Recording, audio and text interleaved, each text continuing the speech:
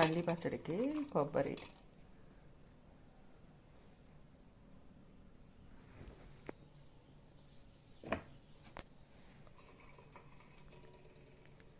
పచ్చిమిర్చి,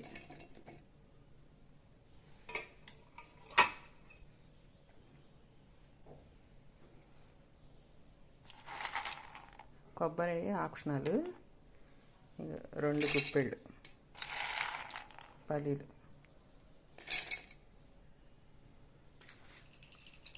పుట్నాల పప్పు,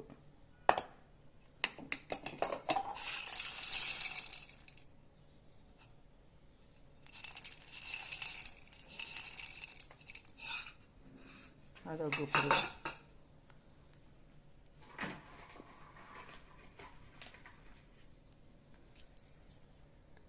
వెల్లుల్లిపాయ,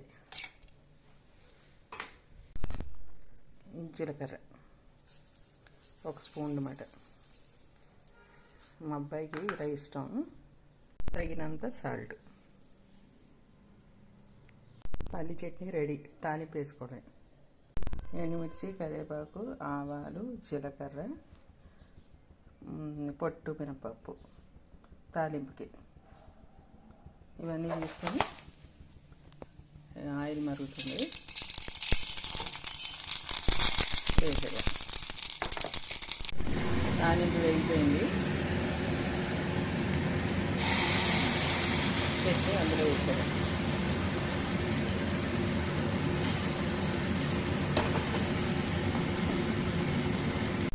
పెసలు రాత్రి నానబెట్టాను, కొంచెం బియ్యం వేసాను.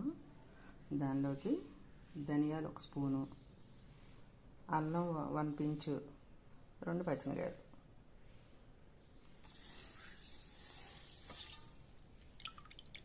ఇందాక చట్నీ చేసుకున్న జార్లో వేసే నానబెట్టిన పెసలు బియ్యం వేసుకున్నాం కదా, దానిలోనే ధనియాలు, పచ్చిమిర్చి, అల్లం వేసాం. ఇక కొద్ది పసుపు వేయాలి. ఇవన్నీ హెల్త్కి మంచివి అన్నమాట. మా వాడికి చాలా ఇష్టం. అది ఉల్లిపాయలు, పచ్చిమిర్చి, కొంచెం జీలకర్ర, ఇవన్నీ పెసరట్టు టాపింగ్స్ అన్నమాట, పైన జల్లడానికి. ఇప్పుడు పెనం వేడెక్కింది, అంటే సెగ తెలుస్తుంది. అందరూ ఇలా పెడితే ఏంటో అనుకునేదాన్ని, సెగ తెలుస్తుంది. కొంచెం ఆయిల్ వేసి ఇలా స్ప్రెడ్ చేసుకొని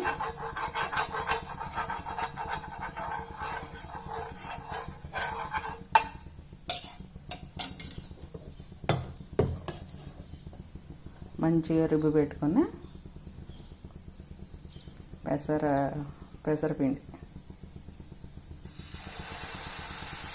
ఎందుకు కొంచెం ఆగానంటే ఆయిల్ వేడెక్కుతుందని ఇలా మంచిగా స్ప్రెడ్ చేసుకోవచ్చు.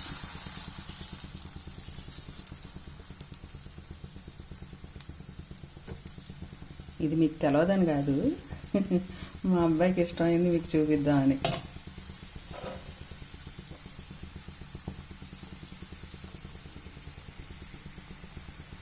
ఉల్లిపాయలు, పచ్చిమిరపకాయలు వేసాం కదా, కొంచెం జీలకర్ర, ఇంతే.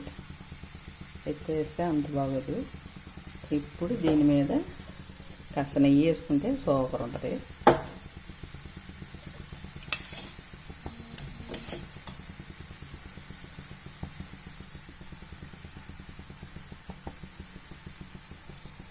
కమ్మటి వాసన వచ్చేస్తుంది అప్పుడే.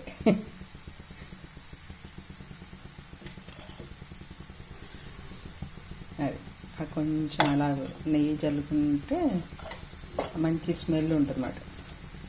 ఇప్పుడు కమ్మటి పెసరట్టు రెడీ అయిపోతుంది. చూసారా, ఇప్పుడు మంచి కలర్ వచ్చింది కదా, అదేమో ఇక్కడ లేచిపోతుంది చూడండి, ఇక్కడ లేస్తుంది. ఇక్కడ మంచి కలర్ వచ్చింది. ముందు ముక్కులకి మంచి స్మెల్ వస్తుంది.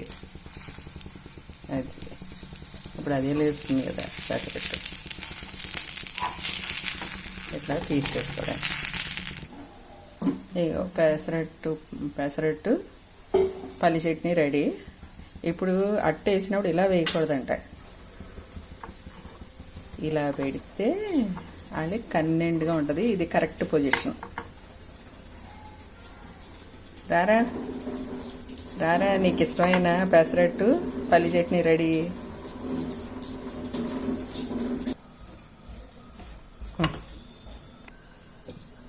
ప్రణా, ఇదిగో పెసరట్టు పల్లి చట్నీ నీకు ఇష్టమైనవి, తిని చూడు.